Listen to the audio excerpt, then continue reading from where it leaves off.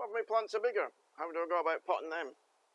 Well, it's pretty much the same. You just need to get it in the pot, but preserve some of the air if you can. So this fuchsia, we could move into this size of pot.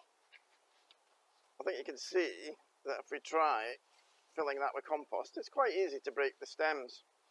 So the secret is to you find a pot the same size, or take the pot off this one, and use that when you're filling your pot.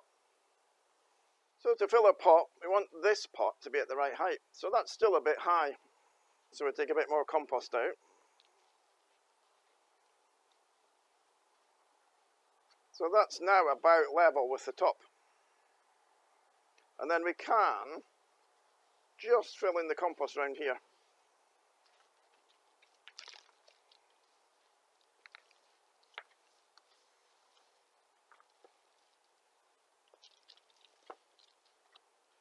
So it's a little bit messy, but you can adjust your pot as you're going round. So now we want, that was slightly off centre, so we're going to just move it over a little bit. And then what we want to do is just very gently make sure we've filled round the edges. It doesn't really matter about the compost in the middle of the pot because it's coming out.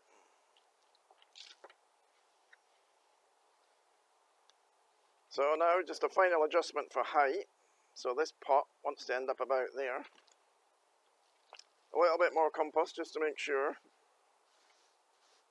Again, we're not pressing too heavily, but a really good tap will just sink the compost around the pot. So you can see that our pot's in the middle.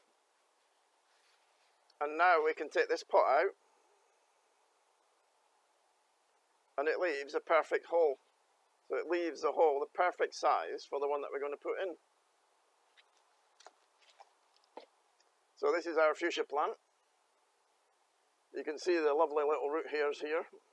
And then it will just fit very neat in there.